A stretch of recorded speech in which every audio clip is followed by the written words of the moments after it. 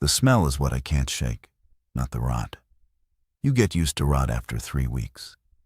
But the sweetness underneath it, like overripe fruit left in a hot car, that cloying, almost floral stench that clings to the back of your throat and tells your lizard brain that something nearby used to be a person. I was catching that smell through the vents of the Dodge Ram I'd taken from a dead man's driveway in Culpeper, Virginia, and I knew before I crested the hill that the road ahead was going to be a problem. My name is Joel Moran, 34 years old, former HVAC technician out of Fredericksburg. I say former because the company doesn't exist anymore. The building doesn't exist anymore. The city, for all functional purposes, doesn't exist anymore. And I was driving south on Route 29 with my younger brother Danny, asleep in the passenger seat, and a woman named Rena Cossette in the back, clutching a bolt-action Remington 700. It was the last sacred object on Earth. For her, maybe it was. She'd taken it from her father's house after she found him in the kitchen, standing upright with his jaw unhinged and his eyes the color of spoiled milk. She didn't talk about that. I didn't ask. Danny stirred when I slowed the truck. He had that look, the one he'd been wearing since Richmond, like someone had reached behind his eyes and turned the dimmer switch halfway down. He was 26, but looked 40. We all did. He blinked at the windshield and sat up. "How far?" "Maybe 60 miles to the mountains," I said. "But look." Ahead, the 2-lane highway funneled into a corridor between an overturned fuel tanker and a jackknifed school bus. The gap was maybe 8 feet wide, and standing in that gap, swaying like cattails in a breeze that wasn't blowing, were 4 of them. 2 adults, a teenager, and something small I didn't want to identify. Their skin had that gray-blue sheen. The capillaries burst and darkened beneath flesh that was pulling tight across bone. One of them turned its head toward the sound of our engine. Not fast, not slow, with that terrible mechanical patience. "Can you go around?" Rena's voice came from behind me, tight and controlled, shoulders soft. "If I drop a wheel off the asphalt, we sink. Then push through." Danny looked at me. I could feel the question he didn't ask. The same one he'd been not asking since day 4, when we'd left our mother's neighborhood and saw the National Guard convoy burning on Interstate 95. The question was simple. Are we the kind of people who drive through them? I pressed the accelerator. The truck surged forward. The figures in the gap didn't scatter. They don't scatter. That's the thing nobody told you in the early broadcasts, when the emergency alert system was still cycling through its robotic optimism. They don't run away. They orient. They calculate in whatever broken arithmetic their degraded brains still perform. And then they come toward you. The impact was a sound I will carry to my grave. A wet, dense thud, followed by the scrape of a body rolling across the hood and over the roof. Danny flinched. Rena didn't. The truck punched through the gap, and I swerved back to center, checking the mirrors. 2 of them were down. The other 2 had already turned and were walking after us with that relentless, metronomic gait. Nobody spoke for 5 miles. The road opened into farmland, golden and neglected, the late autumn corn standing like rows of brittle sentinels. In the distance, the Blue Ridge Mountains rose against a sky the color of an old bruise. "There's supposed to be a government relay point near Charlottesville," Rena said. She had a creased road atlas open on her knees. Physical maps, another thing that became sacred overnight, when the cell networks went dark. FEMA waypoint. Might have 1,000 people with the same idea, Danny muttered. He was right. He was almost always right. That was the maddening thing about my brother. His pessimism had become the most reliable compass we had. I kept driving. The mountains grew closer, and somewhere behind us, the dead kept walking. We reached the outskirts of Charlottesville by mid-afternoon, and Rena's FEMA waypoint turned out to be a high school gymnasium. The parking lot was full of abandoned vehicles arranged in a crude perimeter, hoods facing outward like a wagon circle from some apocalyptic western. The front doors had been reinforced with plywood and angle iron. A spray-painted sign read, "Alive inside." Knock 3 times. Below it, in different handwriting, "No bitten, no exceptions." Danny counted the cars. 40, maybe 50 vehicles. If even half are occupied, that's a lot of mouths. "It's also a lot of hands," Rena said. She'd already opened her door and was stepping out. The Remington slung across her back. She moved like someone who'd made a decision 3 steps before the rest of us caught up. I admired that.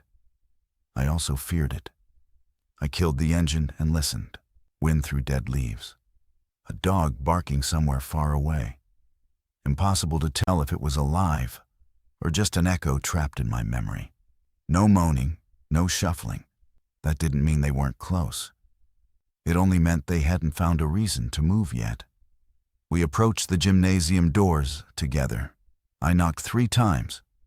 The silence stretched for 30 seconds before a slot opened at eye level and a face appeared.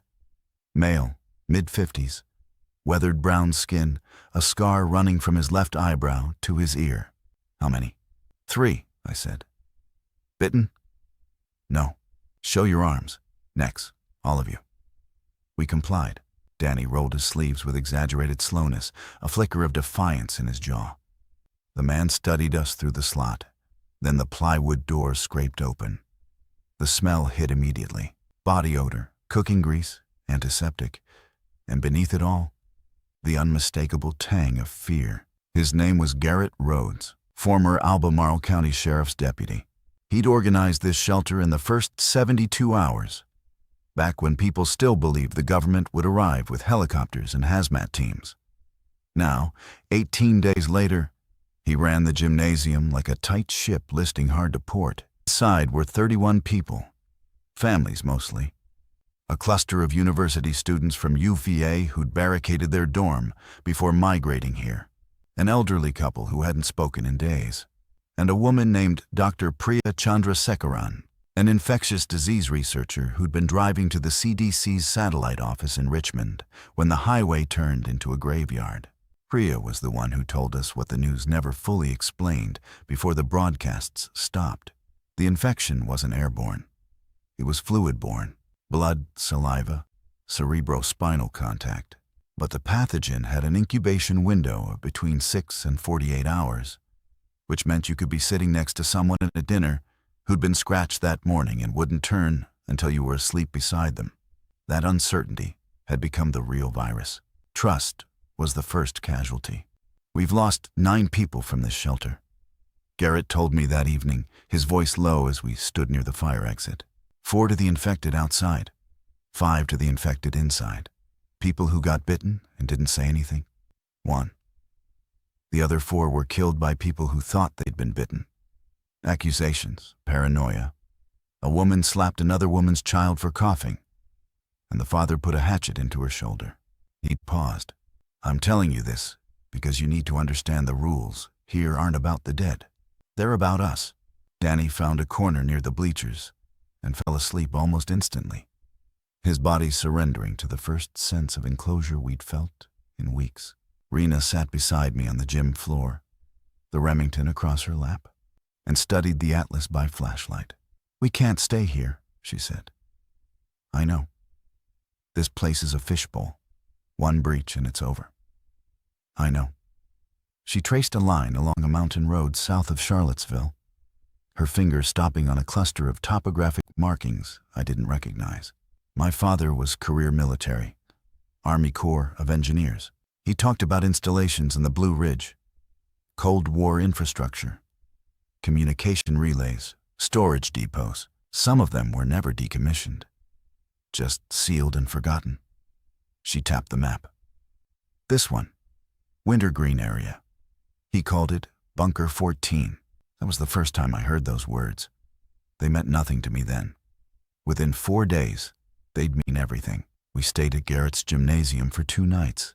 That was 1 night too many. On the second evening, a family of 4 arrived from the north. A man, his wife, and their twin boys, maybe 8 years old.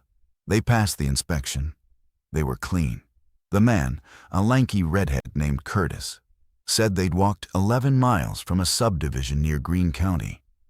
Their car had died on a back road, and they'd moved on foot through the woods, staying off the main highway. His wife, Denise, had a bandage on her left hand she said was from a fall on gravel. I watched Garrett's eyes linger on that bandage. I watched Rena's eyes linger on Garrett's eyes.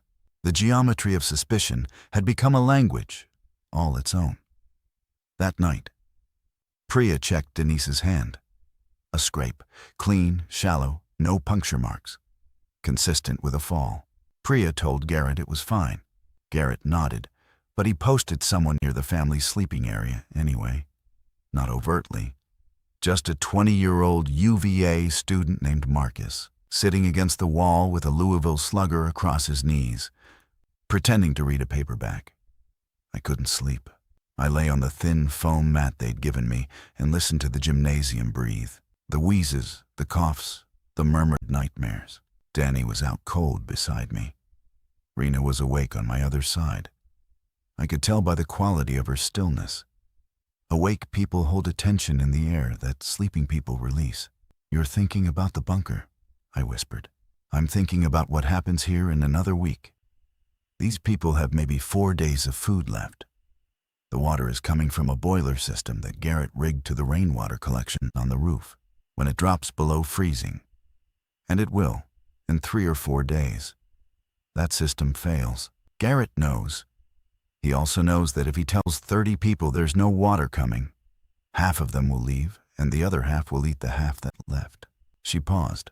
"My father's bunker was designed for sustained, independent operation. If it's intact, it has water recycling, ventilation, sealed food stores, possibly communications equipment. And if it's not intact, if it's collapsed, stripped, flooded, then we're no worse off than we are now." Before dawn, a sound woke the entire gymnasium. Not the groan of the infected, something worse. Gunfire. 3 rapid shots from the east side of the building, followed by shouting. I was on my feet before I was fully conscious, pulling Danny up by his collar. Rena already had the Remington shouldered. Garrett appeared at the center of the gym with a flashlight and a pump shotgun. "Perimeter contact, east windows. Nobody move." He took Marcus and another man, a quiet mechanic named Tomas, and disappeared through the double doors leading to the school's east wing. We heard the crunch of boots on tile, a door being shouldered open, and then 3 more shots that reverberated through the cinder block walls like thunderclaps inside a coffin. Garrett came back 12 minutes later. His face was different. The controlled authority he'd been projecting had cracked, and beneath it, I saw something that I recognized. The arithmetic of diminishing returns. 6 of them at the east windows. They'd broken through the plywood on the second-floor music room. Got down the stairwell to the first floor before Marcus heard them. We put them down, but the plywood on that side is compromised. "Were they fresh?" Priya asked, already moving toward the east wing with her flashlight. 2 were old, gray, stiff. The other 4 looked. He glanced at the families huddled in the bleachers. He lowered his voice. "Recent, soft tissue still intact, maybe turned in the last 48 hours. That meant they were local. People from the surrounding area who'd been infected recently, not the shambling remnants of the first wave. The horde wasn't thinning. It was growing." Rena looked at me in the half-dark and said nothing. She didn't need to. The calculus had changed. Charlottesville was being consumed from the edges inward, and we were sitting in its digestive tract. I found Danny and told him to pack. We were leaving at first light. Garrett didn't try to stop us. That told me more than any argument could have. When a man who's built a fortress doesn't fight to keep people inside it, it means he's already mourning the fortress. He walked us to the parking lot in the gray light of pre-dawn. The air was cold enough to see our breath, and frost had painted the windshields of the dead cars in white lace patterns. Rena had the atlas tucked under her arm. Danny carried the pack we'd assembled. Canned goods, 2 liters of water, a first aid kit that was mostly tape and gauze, and a box of .308 rounds for the Remington. "There's a man inside named Douglas Pratt," Garrett said as I climbed into the truck. "Retired Army. He might know about your bunker. Did you ask him? He doesn't talk to me. He doesn't talk to anyone. He sits in the corner and cleans the same Beretta over and over. But when Rena mentioned military installations to Priya last night, he turned his head. I saw it. I looked at Rena. She was already walking back toward the gymnasium. She returned 8 minutes later with Douglas Pratty in tow. He was 60-something, wiry with close-cropped silver hair and the posture of a man who'd spent decades being told where to stand. His eyes were alert but buried deep, as if the thinking part of him had retreated to a bunker of its own. He carried a green canvas duffel and the Beretta on his hip. He got into the back seat beside Rena without a word of greeting. Danny twisted around to look at him, then looked at me with an expression that said, "We're collecting strays now." "Douglas knows the Blue Ridge installations," Rena said. "He was stationed at a logistics depot near Waynesboro in the 90s. Bunker 14 is real," Douglas said. His voice was dry and precise, like a man reading coordinates. "Built in 1962 as a continuity of government communications relay. Decommissioned in 1994. Sealed, not demolished. Concrete and steel, 20 feet below grade, accessible through a service entrance disguised as a utility shed on Forest Service land."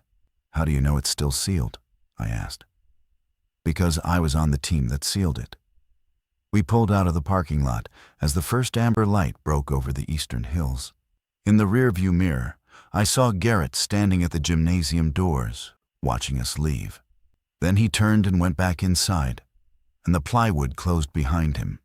And that was the last I ever saw of the man who'd tried to hold Charlottesville together with angle iron and willpower. Route 250 west toward the mountains was eerily clear for the first 20 miles. The infected seemed to congregate around population centers, drawn by sound or scent or whatever broken instinct guided their migration. Out here in the farmland corridor, the road was empty except for the occasional abandoned vehicle, doors hanging open, keys still in ignitions. Ghost ships of the inland sea. Douglas spoke only when asked direct questions, but his answers were dense with useful information. The bunker was designed for a 12-person team. It had an independent water supply, a deep well tapping into mountain aquifer, and ventilation routed through filtered shafts emerging on the hillside above. The food stores, if undisturbed, included freeze-dried military rations with a 30-year shelf life. 30 years from when? Danny asked. They were stocked in 1988. That's 37 years ago. Freeze-dried rations don't expire in any meaningful sense. They lose nutritional value incrementally. After 40 years, you're eating calories, not cuisine. But you're eating. Danny absorbed this and stared out the window at the mountains rising ahead of us, their peaks cloaked in low cloud. I could see him doing the math, not of rations and shelf life, but of something more fundamental. Could we live underground? Could we seal ourselves away from the world and still call it surviving? The road began to climb. The engine labored. And somewhere in the forest to our left, moving parallel to the road at a distance I couldn't gauge, I caught a flicker of movement between the bare trees, a shape. Then 2. Then 5. They were keeping pace with us. I didn't say anything at first. I adjusted the mirror and watched the tree line, trying to separate real movement from the tricks that exhaustion plays on peripheral vision. But then Rena leaned forward between the seats and said, "Left side, 50 meters in the tree line. I count 7. And the cab went cold. They were moving in a loose formation through the leafless hardwoods, their gray forms weaving between trunks with a coordination that shouldn't have been possible. The early infected had been clumsy, stumbling, lurching, running into obstacles. These were different. 3 weeks of selection pressure had done something. The ones that couldn't navigate terrain had fallen into ditches, tangled in fences, been trapped and destroyed. What remained were the ones that could walk, climb, adapt. "Speed up," Rena said. I pushed the truck to 50 on the mountain road, which was reckless given the curves. But the alternative was worse. The shapes in the forest fell back gradually, then disappeared behind a ridge. but I could feel them out there like a barometric pressure drop before a storm. They hadn't given up. They'd simply recalculated. Douglas directed me off Route 250 onto a Forest Service road, marked only by a small brown sign and a rusty gate that Danny had to get out and wrestle open. The gravel road climbed steeply through a corridor of hemlock and oak, switchbacking up the mountainside. The truck's tires spun on loose stone, and for a terrible 30 seconds, on a hairpin turn, I thought we'd slide backward off the edge. But the treads caught, and we lurched forward, and the forest closed behind us like a door. 2 more miles, Douglas said. There's a clearing with a utility shed. That's the entrance. The clearing appeared exactly as he described. A flat oval of gravel and dead grass ringed by forest, with a corrugated metal shed the size of a single-car garage sitting at the far end. It looked like every forgotten maintenance structure on every back road in Virginia. Unremarkable, invisible, exactly as intended. We parked and stepped out into silence, so complete it pressed against my eardrums. The altitude had taken us above the fog line, and the sky was a pale, translucent blue. I could see the valley below, through a gap in the trees, a quilt of brown fields and gray roads, and the distant smudge of Charlottesville, where a column of smoke rose in a thin vertical line. Something large was burning. Douglas approached the shed and stood before its padlocked door. He set down his duffel, unzipped it, and produced a ring of keys. Old, heavy, institutional keys, of the type that belonged to locks built before electronic access existed. "You kept the keys for 30 years?" Danny said. "I kept them because I was ordered to keep them. I was the site custodian. When they decommissioned the facility, I was told to maintain access capability in case of future need." He selected a key. "I'd say this qualifies." The padlock resisted, then gave with a grinding pop. The shed door swung open to reveal exactly what you'd expect. Shelving units, old paint cans, a lawnmower that hadn't run in decades. But Douglas moved to the back wall, shifted a shelving unit aside with Rena's help, and revealed a steel door set into a concrete frame. It had a mechanical combination lock, the heavy dial kind you'd find on a bank vault.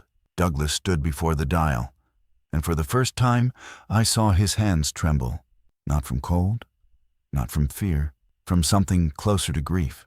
This was a door he'd locked behind him in another lifetime, when the world's threats were geopolitical abstractions debated in situation rooms, not walking corpses on a Virginia highway. He spun the dial, left, right, left. Something deep inside the mechanism engaged with a sound like a bone setting, a low, resonant clunk that I felt in my chest. He pulled the handle. The door opened on darkness. Cold air rushed out, carrying the scent of concrete and time and the faintest chemical trace of old sealant. We stood at the threshold of something built to survive the end of the world. We just hadn't expected to need it for this particular apocalypse. Rena turned on her flashlight and pointed it into the dark. "After you," she said. The stairs descended 17 steps. I counted them because counting gave my mind something to grip other than the darkness pressing against the flashlight beam. The walls were poured concrete, smooth and slightly damp, narrowing to a corridor that ran straight for perhaps 40 feet before opening into the main chamber. When Rena's flashlight swept the room, we all stopped breathing for a moment. Not from fear, from something closer to disbelief. It was intact. The main chamber was roughly 50 feet long and 30 feet wide, with an 8-foot ceiling supported by steel I-beams. Along the left wall, metal shelving units held rows of olive-drab containers, ammunition cans repurposed for food storage, each one labeled with a military alphanumeric code and a date. Along the right wall stood workstations with old communications equipment, radio consoles, a teletype machine, banks of switches and dials from an era that trusted analog over digital. In the center, a steel table with 8 chairs. Beyond the main chamber, a short hallway led to 4 smaller rooms. 2 bunk rooms with military cots still made with blankets folded to regulation tightness. A bathroom with a toilet and shower connected to the well system. and a small utility room housing the ventilation machinery and a diesel generator. Douglas moved through the space, like a man walking through a memory. He touched surfaces, checked gauges, opened cabinets. His trembling had stopped. Purpose had replaced whatever ghost had gripped him at the door. "Generator has fuel," he said from the utility room. "Diesel keeps longer than gasoline. I wouldn't trust it for continuous operation, but we can run it in intervals. Ventilation is passive, convection-driven with filtered intakes. It runs without power." Danny tested a faucet in the bathroom. After a groan and a shudder in the pipes, brown water coughed out, then cleared to a steady stream. He cupped his hands under it and drank, then looked at me with an expression I hadn't seen on his face in weeks. Hope. Raw and unprotected. "How long can we stay here?" he asked. Douglas did a quick inventory of the ration containers while Rena cataloged the rest of the supplies. The answer came back cautiously optimistic. With 4 people, the food would last approximately 3 months. The water was effectively unlimited as long as the well held. The ventilation would keep us breathing regardless of what happened on the surface. 3 months. It sounded like an eternity and an instant at the same time. I walked back up the 17 steps to the surface and stood in the clearing. The late afternoon sun had turned the mountains gold, and in the valley below, that column of smoke from Charlottesville had thickened. A second column had joined it to the south. The world was burning in pieces, and I was standing at the door of a concrete womb that could hold us while it did. I thought about Garrett and the 30 people in the gymnasium. I thought about Priya, who understood what was happening better than anyone and was trapped in a fishbowl with dwindling supplies. I thought about the family with the twin boys. Danny appeared at the shed door behind me. "Joel, come inside. We need to seal up. We should go back for them." He stared at me. "Back where?" "The gymnasium. Garrett's people. There's room down there for more than 4. There's room for 12. He has 30. And the road between here and there is crawling with infected. Some of them, then. Priya, Garrett, the kids." Danny stepped closer. His voice dropped to a register I associated with the rare occasions in our childhood when he'd been the older one. "Joel, listen to me. We barely made it here ourselves. The truck is almost out of gas. That Forest Service road is a single lane with no turnaround. If we go back and get stuck, we lose the truck and we lose this place. We lose everything." I knew he was right. I knew it the way you know a broken bone before the X-ray confirms it. But knowing didn't make the decision weigh any less. I went back inside. Douglas had the generator running, and the overhead lights flickered to life. Dim, institutional fluorescent. The saddest light in the spectrum, but it was light. Rena sealed the vault door behind us, the lock engaged with that deep clunk. We were underground. We were safe. And I had never felt more trapped in my life. The first 3 days underground were the quietest of my adult life. Not peaceful. Quiet in the way a held breath is quiet, full of pressure and the anticipation of something that hasn't happened yet. We established routines because routines are the scaffolding that keeps rational minds from collapsing in confined spaces. Douglas knew this instinctively, and I suspected it was the architecture of military life that had given him the blueprint. Mornings. Insofar as we could call them mornings, since no sunlight reached us. Began with a systems check. Douglas inspected the generator, the ventilation filters, and the water pressure. Rena inventoried food, tracked consumption, and mapped rationing schedules on a legal pad she'd found in one of the workstation drawers. Danny and I handled sanitation and general maintenance, which mostly meant ensuring the bathroom's rudimentary plumbing didn't seize and that condensation on the walls was wiped down to prevent mold. We ran the generator for 4 hours a day, enough for a light and to charge the 2 flashlights Douglas had retrofitted with a jury-rigged charging station. The rest of the time, we existed in a twilight of battery-powered lanterns and the amber glow of a kerosene lamp Rena had found in the utility shed above. The communications equipment was Douglas's obsession. He spent hours at the radio console, methodically working through frequencies, adjusting the ancient dials with the patience of a man tuning a cathedral organ. Most frequencies returned only static. Some carried the ghostly residue of automated emergency broadcasts, loops that had been transmitting for weeks, with no one left to update them. But on the second night, he found something. "Listen," he said, and we gathered around the console. Through the hiss and crackle, a human voice, male, tired, speaking in the flat cadence of someone who'd repeated the same message many times. "Fort Pickett, Virginia. Military staging area. Accepting civilian refugees. Screening protocols in effect. Approach from the south on Route 460. Do not approach from the north. Repeat. Do not approach from the north. Fort Pickett is operational. This is a live broadcast," the message repeated. Danny looked at me with that kindling expression again. "Fort Pickett is... what? 100 miles south?" he said. "Closer to 80, Rena said, already at the Atlas. "If the military is still operational. If they have a perimeter, supplies, medicine. If," Douglas said. He didn't elaborate. He didn't need to. That single syllable carried the weight of every broken promise the past 3 weeks had delivered. The broadcasts that said help was coming. The FEMA waypoints that turned into death traps. The military convoys that burned on the highway. But the voice on the radio was live, not a loop. You could hear the man pause, clear his throat, shift in his chair. Someone was sitting in a room at Fort Pickett, speaking into a microphone, which meant someone was alive, organized, and broadcasting. I filed it away. Not as a plan, as a possibility, a door we hadn't opened yet. On the third day, I went to the surface alone. I needed real air, not the filtered, recycled atmosphere of the bunker that tasted like old pennies. I climbed the 17 steps, unlocked the vault door, and stepped through the shed into the clearing.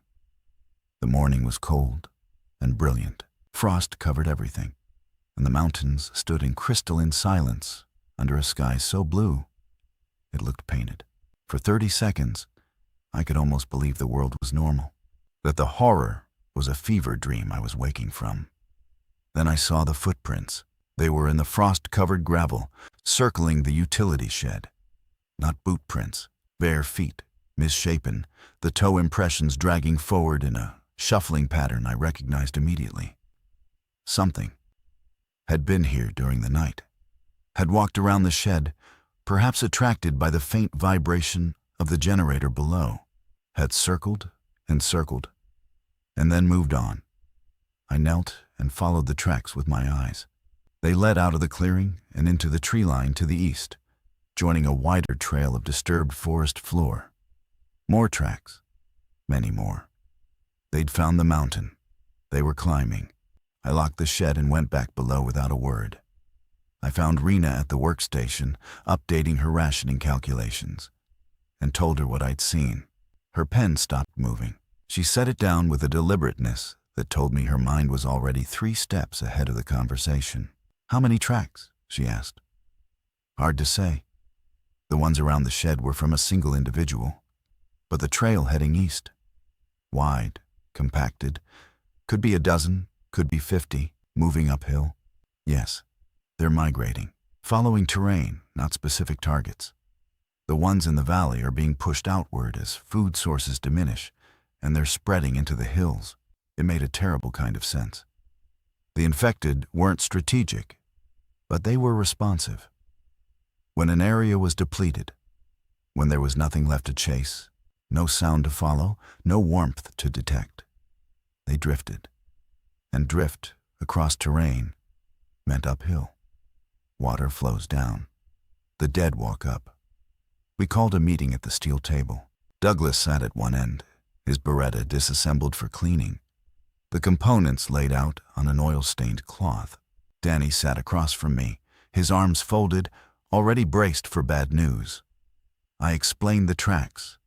I explained what Rena and I believed they meant. The bunker's entrance was disguised, yes. But disguise only works against intelligence.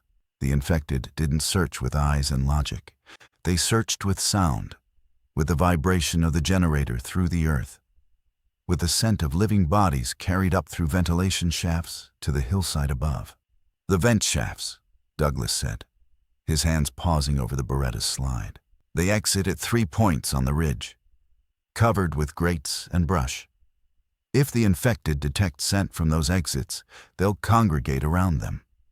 They won't be able to get in. The shafts are 8 inches in diameter, angled and filtered. But they'll be above us, surrounding us. And if we ever need to leave," Danny said slowly, "we'd be walking out into them." Silence filled the room. The generator hummed in the utility closet, a sound that had been comforting and was now ominous. Rena spoke. "We need to decide what this place is. Is it a waypoint, or is it a destination?" "What do you mean?" Danny asked. "If it's a waypoint, we use it to rest, resupply, and plan our next move. Maybe south to Fort Pickett. If it's a destination, we seal in and survive here as long as the food holds. But if the infected are migrating up the mountain, the window for leaving safely is closing. Every day we stay, more of them accumulate between us and the road. Eventually, we won't be able to leave at all." Douglas began reassembling the Beretta. The components clicked together with mechanical certainty. The bunker was designed as a last resort, not a home. The men who were assigned here knew that. It was where you went when everything else was gone, and you stayed until the situation resolved, or you didn't stay at all. "The situation isn't going to resolve," Danny said. "There's no government coming to fix this. There's no vaccine. There's no cavalry." "There might be Fort Pickett," I said. "There might be a voice on a radio saying what it needs to say to attract people into a screening zone. We have no idea what's actually there.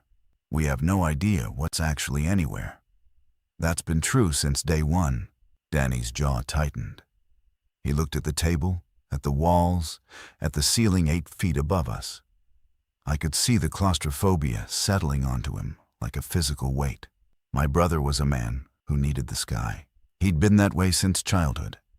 Restless, outdoor drawn, allergic to enclosure. The bunker was saving his body and suffocating his spirit. And we'd only been here 3 days. "I think we should make a plan for Fort Pickett," I said. "Not now, but soon.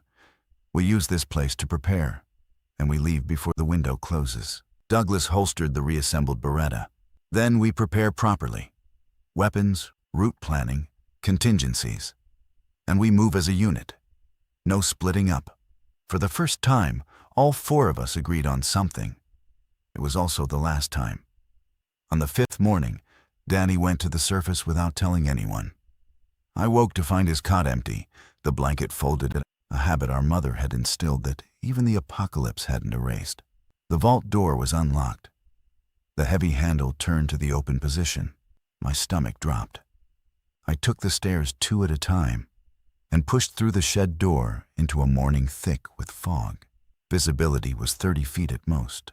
The clearing had become an island, floating in gray nothing, and standing at its edge, staring into the vapor, was my brother. "Danny, what are you doing?" He didn't turn, listening.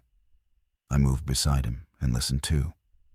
The fog swallowed sound, muffled it, redistributed it, so that the forest seemed to breathe from every direction at once. And underneath that breathing, I heard it. A low, arrhythmic murmur. Not wind, not water. The sound of movement in the trees, many bodies, shuffling, continuous, like a river of friction flowing through the undergrowth. "They're all around us," Danny whispered. "Not close, maybe a quarter-mile out, but they're circling, orbiting." He was right. The sound was omnidirectional, not concentrated in one vector, but distributed, as if the mountain itself had developed a pulse. The infected were in the forest on all sides, moving along whatever invisible current guided them. And we were the stone, in the center of the stream. "We need to go back inside," I said. "And do what? Sit in a concrete box and pretend the world isn't 10 feet above our heads? Joel, there are people out there. Living people. On that radio, at Fort Pickett somewhere, and we're hiding in a hole. We're surviving. Or are we just dying slower? It was the kind of question that doesn't have an answer, only a choice. I chose to take my brother's arm and guide him back to the shed, back to the stairs, back underground. He came without resistance, but the look in his eyes had changed. The dimmer switch I'd noticed in Richmond had clicked one notch further toward dark.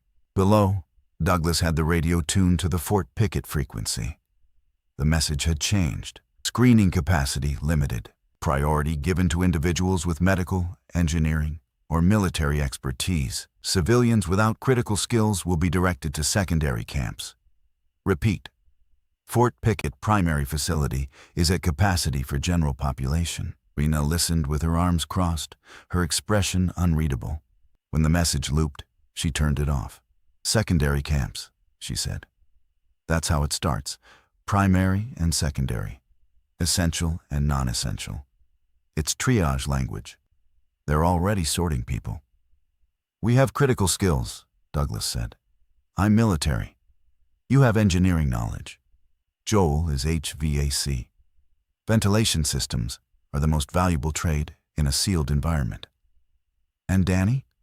Rena asked. The question hung in the recycled air. Danny was a bartender. Before that, a music student. Before that, a dreamer who'd moved through life with the assumption that charm and adaptability were sufficient currencies. In the old world, they were. In this one, he was. By the cold calculus of Fort Pickett's triage. Non-essential. Danny's with me, I said. That's non-negotiable. Douglas raised his hands. I'm not suggesting otherwise. I'm saying we present ourselves as a unit with combined skills. They'll take us together, or not at all. You don't know that. No, I don't. That afternoon, while Danny slept, I sat with Rena in the main chamber and we planned the route. 80 miles south through the mountains, mostly on secondary roads. We'd need fuel. The truck was running on fumes. We'd need to move fast through the valley sections where the infected were concentrated. And we'd need to leave within the next 48 hours before the migration sealed every path off the mountain. There's something else, Rena said, not looking up from the atlas.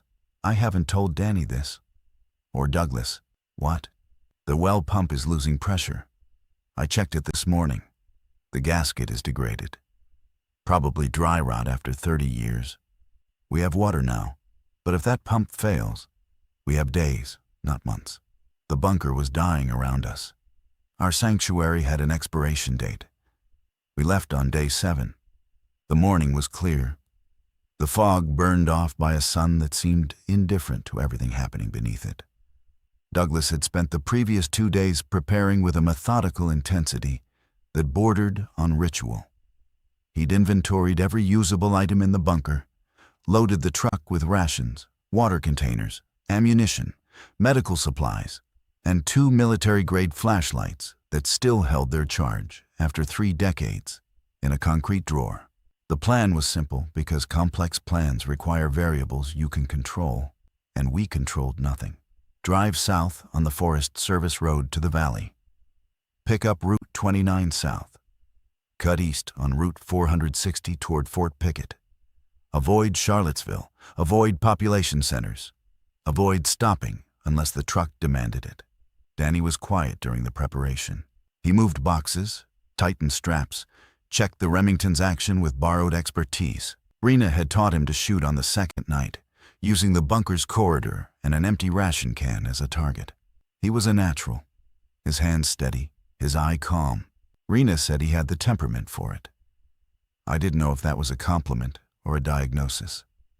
The truck started on the second attempt. The engine coughed, caught, and settled into a rough idle. Douglas sat in the front passenger seat this time, the Beretta in a hip holster, the atlas open on his lap. Rena was behind me, the Remington's barrel pointed at the ceiling. Danny was behind Douglas, holding a crowbar we'd found in the shed.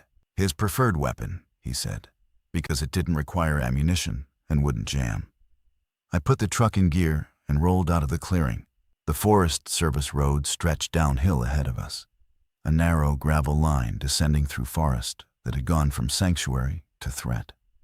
I watched the tree line on both sides, and within the first 100 yards, I saw them. They were standing among the hemlocks, motionless, spaced at irregular intervals like scarecrows planted by a deranged farmer. 10, 15, more. I lost count as we descended. They watched the truck pass with that eyeless attention, heads tracking our movement, bodies swaying incrementally as if calibrating whether to engage. None of them moved toward us. Not yet. We were moving too fast, the truck's momentum carrying us past their decision threshold before their degraded neural pathways could commit to pursuit. "Don't slow down," Douglas said. Unnecessary advice. My foot was welded to the accelerator. The Forest Service road met the county road, and I turned south without stopping. The gate Danny had opened a week ago was still ajar, its chain hanging loose. Behind us, in the rearview mirror, shapes emerged from the tree line and stepped onto the gravel. The county road wound through a valley that had once been postcard Virginia. White fences, rolling horse pastures, farmhouses with wraparound porches. Now the fences were broken, the pastures empty, and the farmhouses stood with their doors open and their stories untold. A horse lay dead in a field, its body bloated, crows lifting and settling on it like a living black blanket. Danny looked away. Rena didn't. We found fuel at a roadside filling station 6 miles south. The power was out, of course, but Douglas produced a hand-crank siphon from the duffel and fed it into the underground tank through the maintenance access panel. It took 40 minutes to fill the truck's tank and 2 spare jerry cans. 40 minutes of standing in the open, in the cold, listening to the cranked mechanism's rhythmic clatter echo off the surrounding hills. I kept watch from the station's roof, lying flat on the gravel-covered membrane with a pair of binoculars Douglas had packed. To the north, the road we'd traveled was clear. To the south, it curved away into a stretch of woodland. To the east, across the valley, I saw movement on a distant hillside, a mass of figures emerging from a tree line, flowing down toward the valley floor like a slow, gray avalanche. "Douglas," I called down. "How much longer?" 3 minutes. "We don't have 3 minutes. Fill what you can and let's go." The avalanche was a mile away and closing. Gravity was on their side. We hit Route 29 south and ran. The truck's engine, which had complained on the mountain grades, found its voice on the flat highway and carried us at 65 miles per hour through a landscape that alternated between abandoned normalcy and open carnage. A subdivision with every door closed and a child's bicycle on a lawn, its wheels still spinning in the wind. A strip mall where the plate glass of a grocery store had shattered outward. The parking lot strewn with cans and packaging and a dark stain that covered a 30-foot radius. A church with its doors chained shut from the outside. Danny saw the chains on the church and turned to stone in the back seat. I saw it in the mirror. The way his jaw set and his eyes went flat and his hands tightened on the crowbar. He was imagining what I was imagining. Someone had sealed that church. The congregation was either locked inside for protection or locked inside because they'd already turned. Either way, someone had made a decision that no human being should ever have to make, and had walked away carrying a weight no human being should ever have to carry. "Stay focused," Rena said. She said it to all of us, but she was looking at Danny. We crossed into Amherst County, and the road began to roll through the foothills. Douglas navigated with the atlas, calling out turns with military precision. We detoured east on a county road to avoid Lynchburg. "Any city over 50,000 is a dead zone by now," he said. And the detour took us through farmland, where the silence was so profound I could hear the tick of the truck's cooling system. We stopped once, at a crossroads, because the road ahead was blocked. Not by vehicles, by bodies. A row of them, laid side by side across both lanes, at least 20, covered in lime powder that had turned their forms into white ghosts against the dark asphalt. Someone had executed them and arranged them as a barricade, or a warning. Douglas studied the formation through the windshield. Recent, within the last few days. The lime hasn't fully dispersed. Who would do this? Danny asked. Someone defending territory. Probably a settlement nearby. The bodies are a message. This area is controlled. Don't come here, or you'll join the line. Living people did this? Living people have always done this. The dead just provided a new excuse. I backed the truck up and took a side road that paralleled the blockade. We gave it a wide berth. I didn't want to meet whoever had drawn that line in the road. Not because I feared the infected, because I feared the living who had adapted to the infected with such brutal efficiency. Route 460 appeared in the late afternoon, a 4-lane divided highway that stretched east toward Fort Pickett. The road was clearer than anything we'd encountered. Evidence, Douglas said, that the military had performed at least one convoy sweep to keep the approach route viable. Abandoned vehicles had been pushed to the shoulders. Debris was minimal. Every mile or so, a spray-painted marker on an overpass or sign read, FP 460 East. They're still maintaining this, Rena said. That's a good sign. Or it's a sign that they need people badly enough to keep the road open, Douglas countered. The radio crackled. We'd kept it tuned to the Fort Pickett frequency, and as we moved east, the signal strengthened. The message had changed again. All approaching refugees reduce speed at Checkpoint Alpha, located at the Route 460 and Route 307 interchange. Prepare for vehicle inspection and medical screening. Weapons must be surrendered at the checkpoint. Repeat, all weapons will be collected and secured upon entry. Fort Pickett is a controlled environment. Danny sat forward. Surrendered.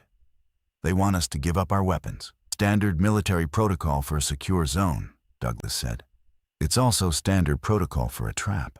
The cab fell silent again, filled with the kind of tension that lives between competing reasonabilities. Surrender your weapons to a functioning military refuge, and you gain protection. Surrender your weapons to something pretending to be a functioning military refuge, and you become livestock. The interchange was 12 miles ahead. We had 12 miles to decide who we trusted. Checkpoint Alpha was more substantial than I'd expected. 2 Humvees flanked the highway, their turret-mounted weapons staffed by soldiers in full combat gear. Concrete barriers formed a chicane that forced approaching vehicles to slow to a crawl. Razor wire topped temporary fencing that extended 50 yards on either side. Behind the checkpoint, a cluster of military tents and a fuel truck suggested logistics operation. Beyond that, a convoy road disappeared into the trees, toward what I assumed was the main installation. A soldier approached the truck, young, maybe 22. But his bearing was composed and his weapon was held correctly, not pointed at us, but angled in a way that could change in a fraction of a second. His name tape read, Walsh. How many in the vehicle? 4. Any bites, scratches, or exposure to infected fluids in the last 72 hours? No. Weapons? I hesitated. Douglas answered. 1 Remington 700, 1 Beretta 92, 1 crowbar. I'm former Army, Specialist Douglas Pratt, Logistics Division, Waynesboro Depot. Discharged 1998. Walsh's posture shifted slightly. The recognition of a shared language. Copy, sir. All weapons will be collected and tagged. You'll receive a receipt and can reclaim them when you process into the secure zone. What does processing involve? Rena asked from the back seat. Medical screening, skills assessment, housing assignment. It takes about 6 hours. And if someone doesn't pass medical screening? Danny asked. Walsh paused. It was a brief pause, the kind trained into people who have to deliver unpleasant information regularly. Individuals showing signs of infection are isolated and monitored. If symptoms progress, they're handled according to protocol. Handled, Danny repeated. Walsh's jaw moved slightly, but he didn't elaborate. He directed us through the chicane to a processing tent where we parked alongside 11 other vehicles. Other refugees, families, couples, singles, stood in loose groups, clutching belongings, wearing the universal expression of people who have surrendered autonomy in exchange for the promise of safety. We stepped out. Rena handed the Remington to a female soldier who tagged it and placed it in a locked case. Douglas surrendered the Beretta with a formality that made it look ceremonial. Danny kept the crowbar until a soldier pointed at it and extended a hand. He surrendered it with a look I can only describe as surgical. A precise removal of something vital, performed without anesthesia. The medical screening was conducted in a tent partitioned into examination bays. A medic named Corporal Diaz checked our vitals, inspected our skin, looked in our mouths and eyes, and asked a series of questions about exposure history. She was thorough and detached, a combination that inspired confidence and dread in equal measure. Danny was screened last. When he came out of the partition, his face was tighter than before. She asked me what skills I have, he said quietly. I told her I was a bartender. She wrote something on a form and circled it. The circle was red. That might not mean anything, I said. It means I'm non-essential. I told you this would happen. Before I could respond, a man in civilian clothes approached our group. He was middle-aged, clean-shaven, wearing a polo shirt that seemed aggressively normal in this context. His name badge read Admin. Cole, welcome to Fort Pickett, Cole said with a smile that had been practiced. You'll be directed to housing shortly. Primary personnel, those with military, medical, or critical infrastructure skills, will be housed in the main installation. Secondary personnel will be housed in the civilian camp on the east perimeter. We stay together, I said. Cole's smile didn't change. Housing is assigned based on skills assessment. It's for operational efficiency. You'll have visitation access during designated hours. We're not separating. The smile thinned. Mr. Moran, I understand this is an adjustment, but Fort Pickett operates under military governance. Housing assignments are not negotiable. Douglas stepped forward, and something in his posture made Cole take a half step back. We entered as a unit. We stay as a unit. Assign all 4 of us to the civilian camp if necessary. But we don't split. Cole studied Douglas for a long moment. Then he marked something on his clipboard. Civilian camp. East perimeter. Tent 16. We'd made it inside. But inside, I was starting to realize, was its own kind of siege. The civilian camp at Fort Pickett's east perimeter was a grid of military surplus tents arranged on a muddy field that had probably been a training ground before the world rearranged its priorities. Each tent held 8 cots. Tent 16 already had 3 occupants. A woman in her 60s named Helen, who'd been a librarian in Danville. A teenage boy named Kai, who'd arrived alone and wouldn't say from where. And a man named Stewart, who introduced himself as a former real estate agent and spent most of his time staring at the tent wall. We settled in. Danny took the cot nearest the entrance, which I understood as both a defensive choice and an escape route. My brother wanted to be the first one out if something went wrong. Fort Pickett was, by post-collapse standards, a miracle. Running water, albeit rationed. Hot meals twice a day, served in a mess tent that could hold 300. A medical clinic with actual doctors. Electricity from military generators. A perimeter defended by armed soldiers and reinforced with vehicles, razor wire, and earthworks. Over 1,200 people had been processed through the gates, and more arrived daily. But miracles, I was learning, have terms and conditions. The division between primary and secondary personnel was not subtle. Primary personnel, soldiers, engineers, medical staff, and skilled tradespeople, lived inside the main installation, a cluster of permanent buildings with heat, solid walls, and privacy. They ate first. They had access to communication equipment. They attended briefings about the broader situation. Secondary personnel, U.S., the bartenders and librarians and real estate agents, lived in tents, ate what was left, and received information only when it was deemed necessary. Rena, with her engineering knowledge, was offered a transfer to primary housing on the 3rd day. She came to tent 16 to tell us, and the look on her face was something I'd never seen from her. Conflicted. Rena, who had decided every course of action in this journey with unflinching clarity, was standing in a mud-floored tent, struggling with a choice. "Take it," Danny said. He was sitting on his cot, cleaning his fingernails with a piece of wire. "You'll do more good in there than you can do out here." "I'm not leaving the group. The group isn't a suicide pact. You have skills they need. Go use them. Learn what's really going on in there. Because they're not telling us anything." He was right, and all of us knew it. The camp received no news, no briefings, no information about the scope of the outbreak, the status of other military installations, whether a government still existed somewhere giving orders. We lived in an information vacuum. And in a vacuum, fear expands to fill every available space. Rena took the transfer. She moved into the main installation on day 4 and returned that evening to the civilian camp with information that changed everything. She found me behind the mess tent, where I'd been sitting alone watching the sun set over the defensive perimeter. She sat beside me and spoke quickly, her voice low. "They're planning an evacuation. Not of themselves. The primary personnel. The infection is spreading faster than any model predicted. The eastern seaboard is functionally gone. They're in contact with a naval group off Norfolk. And they're moving high-value personnel to ships within the next 2 weeks." "And the civilian camp?" "Joel, there are 1,200 people in this camp. The naval group has capacity for 300. They're taking the primary personnel and leaving the rest." I felt the ground shift beneath me. Not literally, but in the way your understanding of a situation can invert so completely that everything you thought was stable reveals itself as provisional. "When?" I asked. 14 days. Maybe less if the perimeter is breached. "Does Douglas know?" "I haven't told him yet. I'm telling you because you're the one who has to decide what we do next." I stared at the perimeter.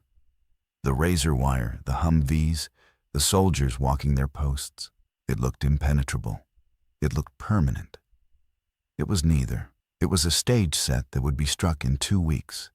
And we were the extras who didn't know the show was closing. I told Douglas and Danny that night in the tent, after Helen and Stuart were asleep and Kai had slipped out on one of his nocturnal wanderings. The ones nobody questioned because nobody wanted to be responsible for a teenager in a world that had stopped protecting children. Douglas absorbed the information with a stillness that was, in its own way, more alarming than panic. He sat on his cot, hands on his knees, and stared at the tent floor for a full minute before speaking. "We go back to the bunker." Danny's head snapped toward him. "What?" "The bunker. It's defensible. It's hidden. It has infrastructure. The pump needs repair. I can repair it if we bring the right materials. We know the route. We know the terrain. The mountain is surrounded by infected," Danny said. "We barely got off it. The mountain is better than an abandoned military camp with 1,200 panicked civilians and no perimeter defense." "He's right," I said, and the words tasted like rust in my mouth. "When the military pulls out, this place becomes exactly what Garrett's gymnasium was. A fishbowl, 1,000 people with no weapons, no leadership, and a perimeter that needs constant maintenance to hold." Danny stood up. He paced the narrow aisle between the cots, his hands working at his sides. "I can't go back underground. I can't. I'll lose my mind down there, Joel. I was losing it before we left. Then we make the bunker a base, not a prison. We fortify the surface area, establish sight lines, create exit routes. Douglas, is that possible?" Douglas nodded slowly. "The clearing is naturally defensible. Single access road, high ground, forest cover, with materials from this base. Wire, tools, fuel. We could harden it significantly.